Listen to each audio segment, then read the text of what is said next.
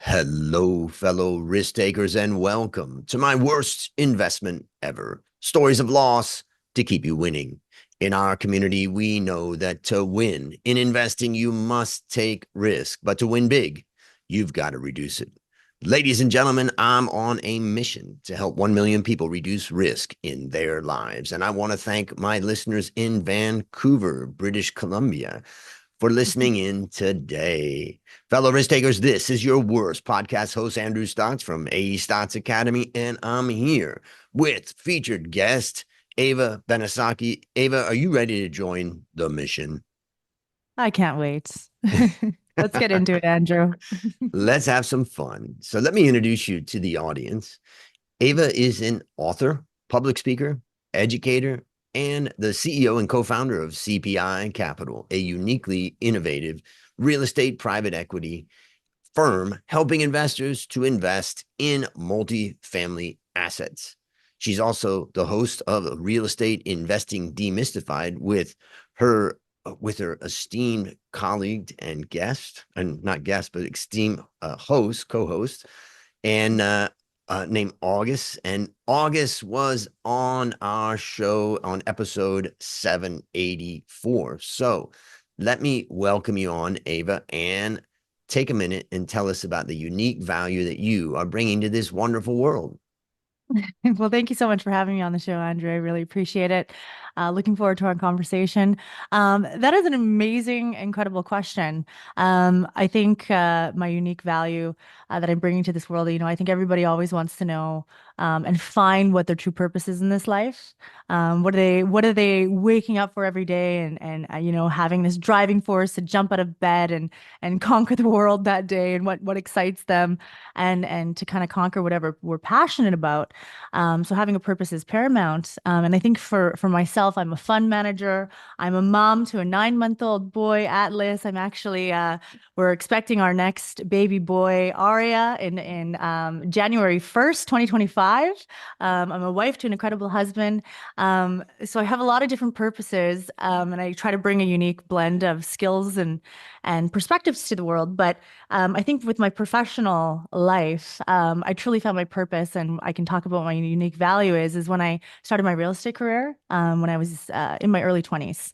And I was really passionate. I was on the brokerage side helping real estate investors invest in real estate, trying to build wealth. And I was really, really passionate about helping people trying to build wealth in real estate.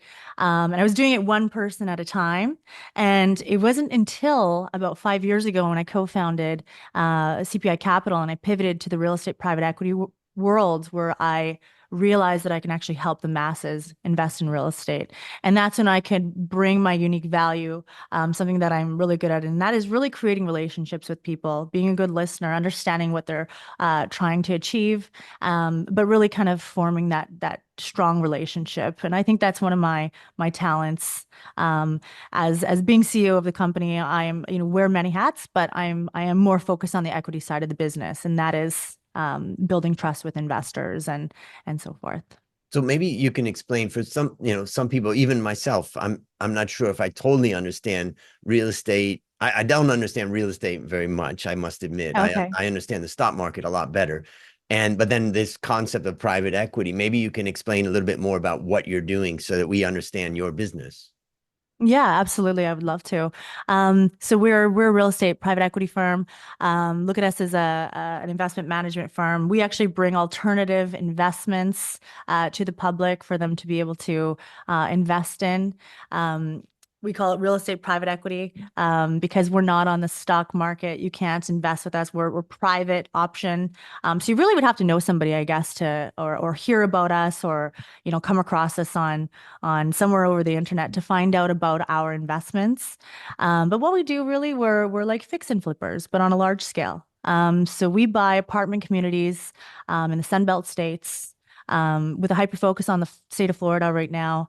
And we buy institutional multifamily assets. That's anything that's 100 plus doors. We always look for these are already built, already stabilized, cash flowing properties. And what my team is really good at is finding properties that have some sort of a value add component and that they're not being operated to their full potential. So it's a very simple business model for investors to understand. We go in there, we renovate, lipstick renovations, nothing crazy, and we actually sell the property in 3 to 5 years. We find out how the current seller is managing the property, and maybe they're spending too much on operations.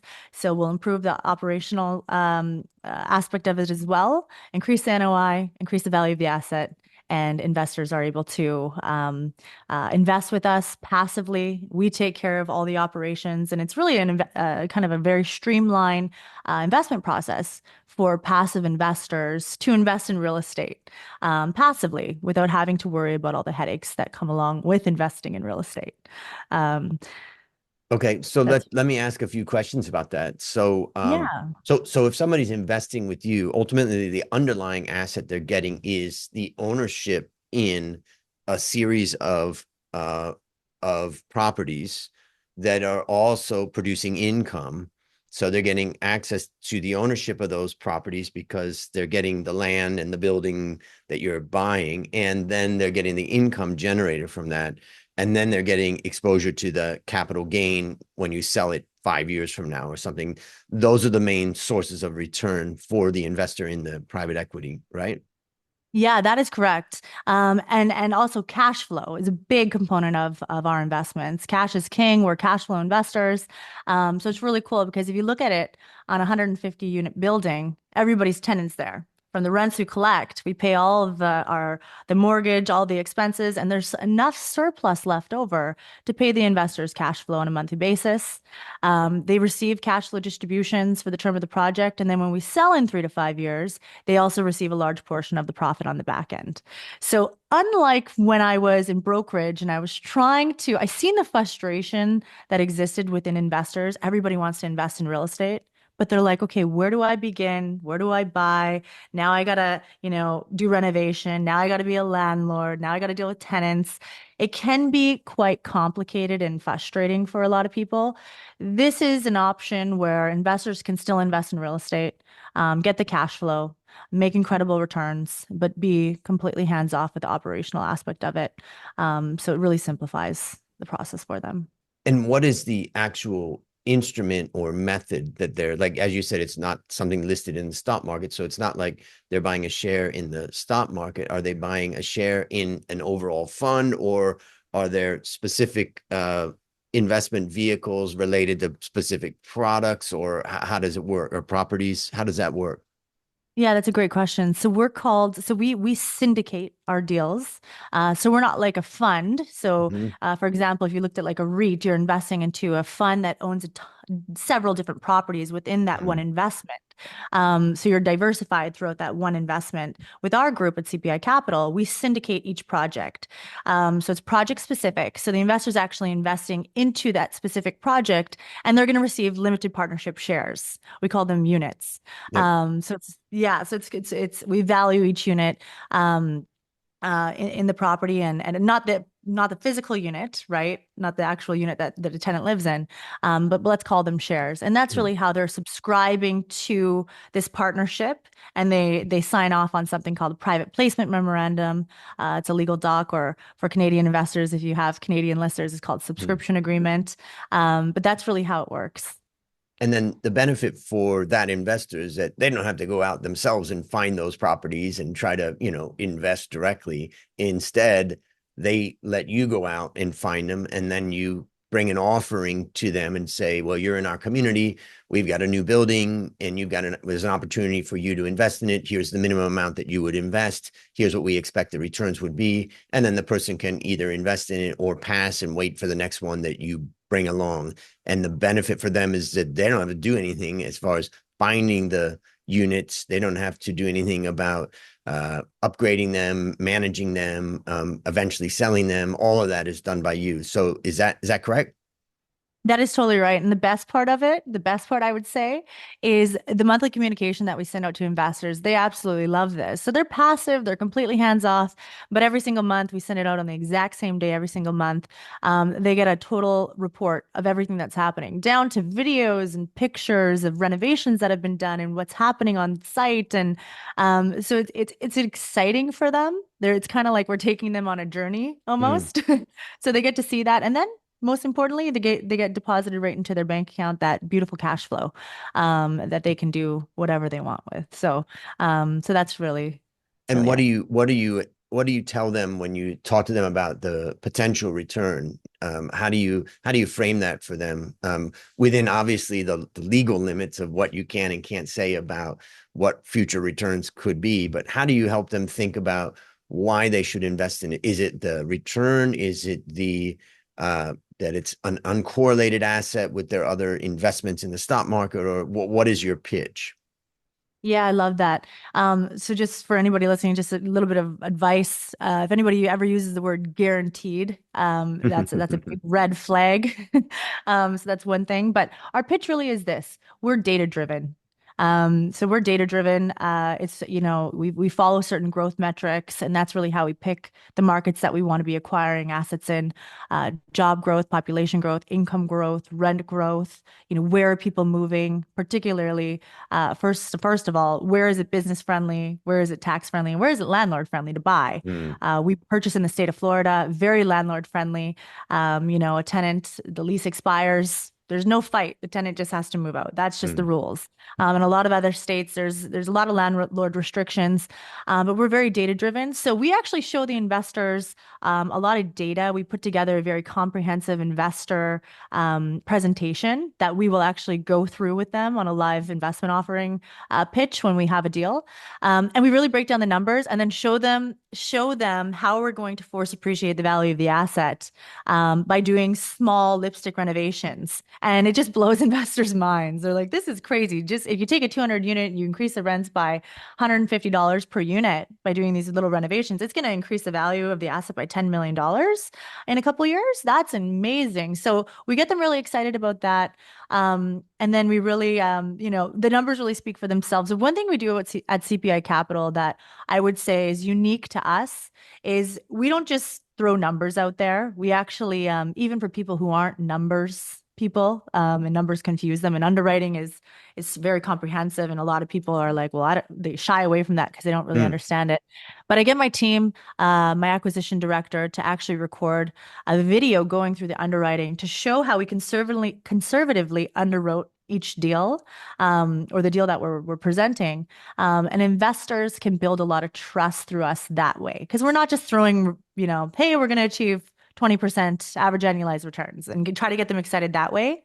We actually open the curtains to the backstage and say, hey, come along with us. We're going to break down how we're going to achieve those numbers, those forecasts and assumptions. And we're going to show you guys how we came up with everything on a conservative approach.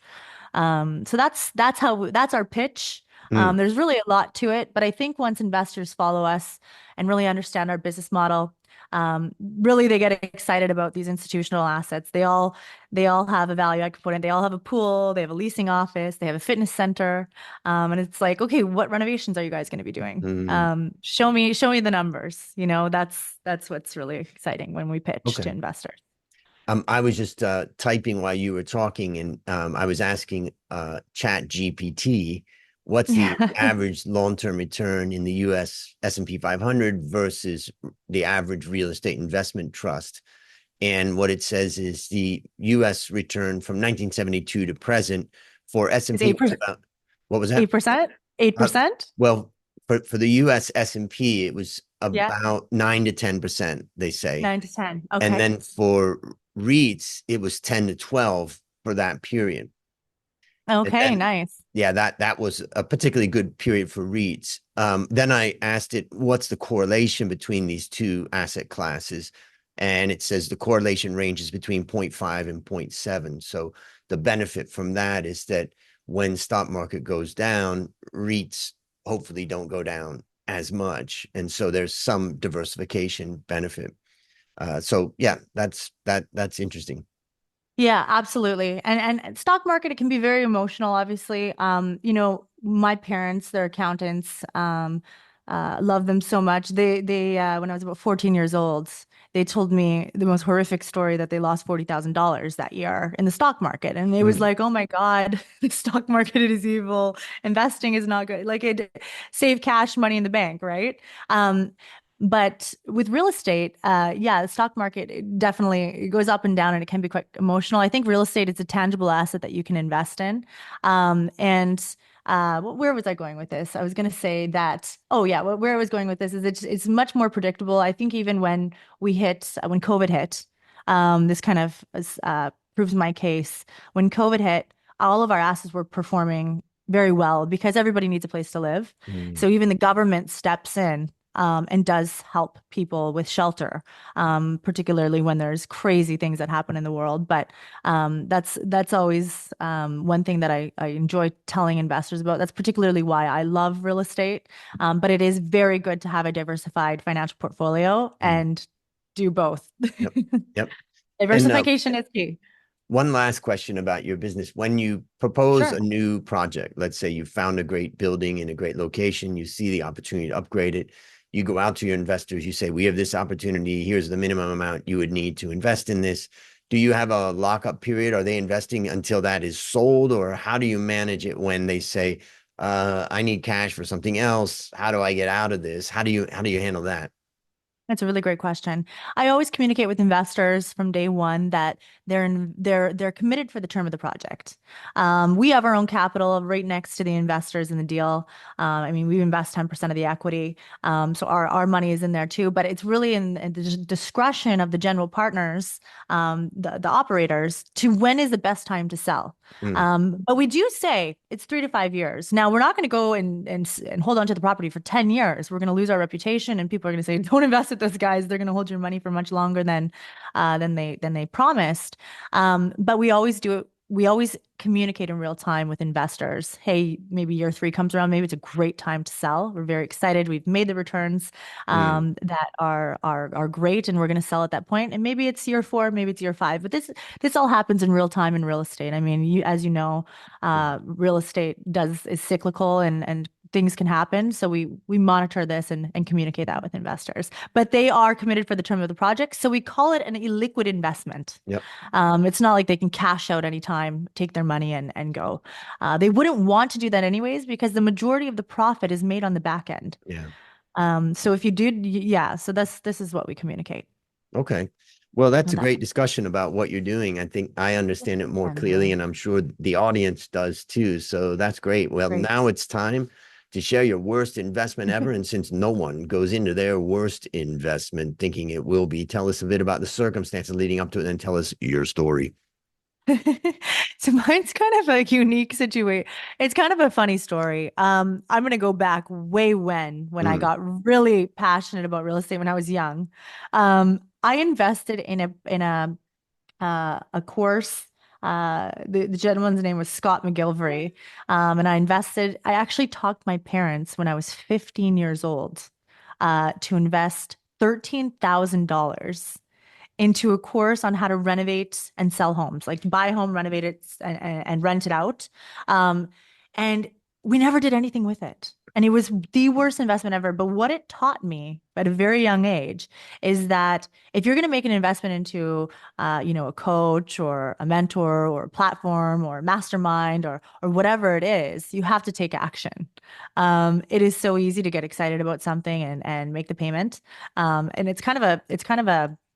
it's a really good life lesson that I learned at a young age because even to this day, I still regret. I talked my parents into it. I said, I'll pay half half. I was so young. I wasn't obviously, I just started working at 14. mm, But I wasn't making that much money, right? So I said, I'll pay half half. I never ended up paying them back the other half. They let me loose on that one. But what it taught me was, hey, if you're ever going to invest in something, you really got to take it. Uh, you really got to take action on it, or else it's a total waste of time, total waste of money, and what's the point? well, we're all looking at courses all the time, right? I These know, days. And I know. luckily, courses aren't that expensive anymore because you got access to a global market. But I'm just curious, was it a case that it was just unrealistic that you could take action on it given your age and your lack of access to capital to implement it? Or could you have implemented it if you had, in other words, did you just pick the right course at the wrong time and therefore it just didn't make sense? Or was it that, what was in the course, you just procrastinated and didn't work on it. You know what? I think it goes back to everybody wanting to invest in real estate. And it's like when you talk about it, hey, buy property, renovate it, rent it out, it sounds pretty simple. But when it comes to executing that, it ain't simple and it's very, very stressful. And you know what? I think what we did was we sat down and we tried to get it started. And there's so many moving components, finding general contractors and doing everything like that. It was so convoluted that you almost get, I don't know, you just kind of you get scared almost of the process and you just kind of it fell through the cracks, honestly. Mm, We never even ended up taking action on it. So that is just something that realizing that there's a lot of work that goes into this once we did that. So and just busy lifestyle and everything else. But I guess that course is probably meant for people who are have the time and a little bit more knowledge. Sometimes courses they make it sound really exciting, but they don't really get into actually what needs to be done to get there. You don't understand it completely. so how would you summarize the lessons that you learned? Lesson that I would summarize it by if you're going to invest in absolutely anything, make sure that you're ready to be committed, take action, and put your full focus on it. Put your full focus, and focus is probably the key word. Having pure focus on something is really how you're going to be able to. I know August, I think, talked about the shiny object syndrome, which is something that we talk about within the firm all the time because we're getting all these incredible deals sent our way in self-storage and other commercial real estate. You know, I say no shiny objects. We're fully Mm, focused on multifamily. That is our focus, and that's all we're going to focus on until we, succeed in that. So just have the time and be all in on yeah. something. So some of the things I would take away, the first thing you made me think about when I was in university at Cal State Long Beach, Mm. I was pretty serious student at the time because it was my way out of having no money and, just trying to figure out where I fit in this world. And I sat down in this one particular class on a regular basis next to this beautiful woman. And we kind of joked around over the semester. We never really, went out or anything, but she said, Yeah. I wouldn't go out with you. And I said, why? And she said, because you're boring. And, Oh. and I said, I looked at her, being the smart ass that I am. I said, honey, one day you're going to want boring. Oh, nice. And Nice. as I imagine, she's probably, gone through her second divorce now, and she's Yeah. had all the Yeah. excitement that those men can bring. And here I am just Yeah. plodding away, no Yeah. shiny objects, just stay focused on what we're doing. So I for love everyone, it. I love listening, my first takeaway from this is, embrace boring, embrace dull, embrace consistency and regular, assets. So that's the first thing. The second Yeah. thing I was thinking about is that, I get approached, as everybody does these days, by coaches and by courses and all that. And in most cases, my reaction is, unfortunately, I don't have time to learn that. Mhm. Yeah. And I like that topic and I would like to learn it, but I don't have time. So if you Yeah. have a service that you can do that for me, like let's say Facebook ads. I do not want to learn Facebook ads. I mean, I want to know them and I want to be able to generate from them, but I don't want to learn it. And so I think it's important when you look at a course, you can get excited that you want the output of this course, but think about, do I have the time to commit to it? And is it better just to get someone, as I have many different great people that help me achieve what I could achieve if I went and studied it myself? And that brings me to my last thing. One of my online courses is Valuation Masterclass Boot Camp. And it's a Mm. 6-week intense course on how you evaluate company. And I set up an accountability sheet a few boot camps ago. So I do it every 10 weeks or so. And I asked the students every day to mark down the hours that they did. And let's say I have 100 students in each one. And they marked down on average between 100 and 250 hours in 6 weeks that they spent. And so after looking at it, kind of getting rid of some outliers, some of these men and women were just obsessed. But let's just Really? say that Yeah. it's 150 hours in 6 weeks. It's like I can't deliver the content of this course any more efficiently than that. And you've got to be ready to spend 150 hours in the next 6 weeks. And if you're not, don't do it. So Right. those are the things that I take away. Is there anything you would add to that? I think you said it perfectly. Yeah. I love that. So let's think now about our listeners, viewers out there who are, hey, they've got some interesting courses that have come up, right? And Yeah. they're excited by the outcome, that they could achieve. And let's say the course is good. I've had some other people come on talk about courses and they ended up signing up for bad courses. But let's say the course is good, the outcome is exciting and all of that. What I want you to do is kind of take yourself back and talk to them, to that person right now, and say, Yeah. what's one action that you'd recommend that they take to avoid suffering this same fate? Yeah, don't be, yeah, so definitely do not be impulsive. Really take your time and ask yourself, do I have time for this? Can I block in my calendar? We live by our calendars. Can Mm. I, is there a slot in my calendar that I can physically block out where I can not be interrupted by anything else in my life? And if there is, then it could work out for you. And if there's That's not, great. I would not go there because we all want to do everything. I mean, it's exciting and we want to achieve the world, but is it realistic? And do you actually have some time to commit? Yeah, that's a great way to look at it, because I talk to my incoming students and say it's going to be about 3 to 5 hours a day. So look at your Wow. Okay. calendars, ladies and gentlemen, and Yes. see, where do I have 3 to 5 hours a day? I don't have it.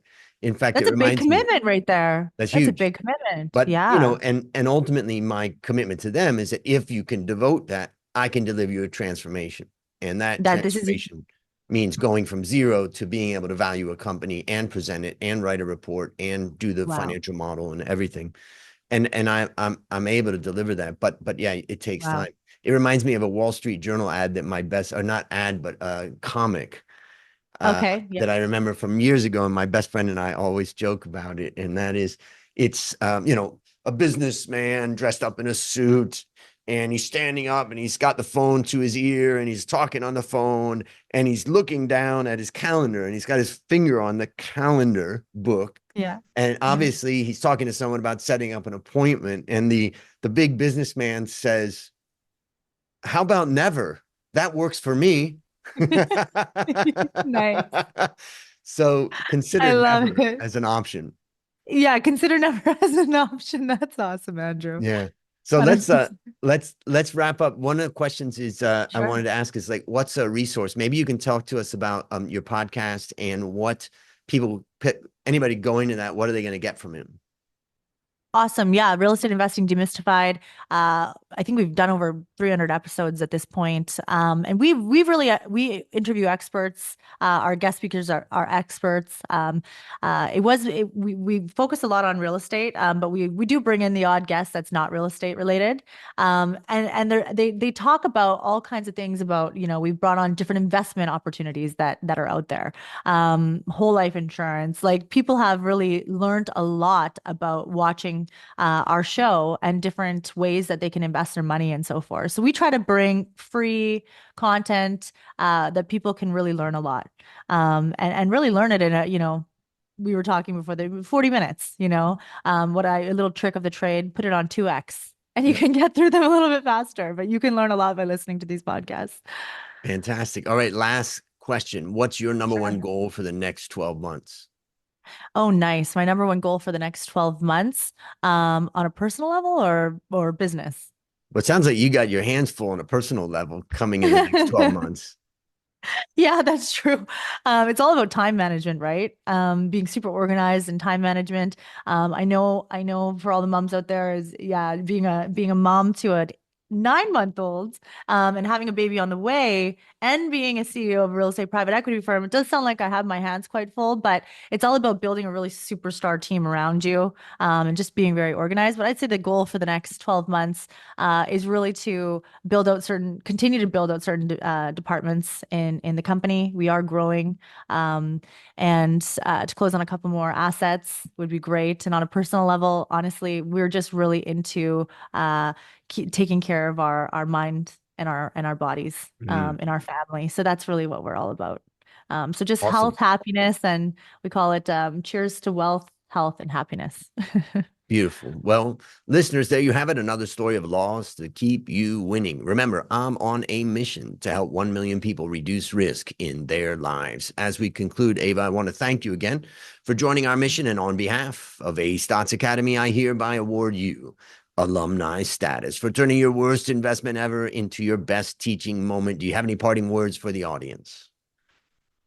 Yeah, just thank you so much for letting me be on your podcast, and good luck to everybody out there in whatever venture they decide to take. Wonderful. That's a wrap on another great story to help us create, grow, and protect our wealth. Fellow risk takers, let's celebrate that today. We added one more person to our mission to help 1 million people reduce risk in their lives. This is your worst podcast host, Andrew Stotts, saying, I'll see you on the upside.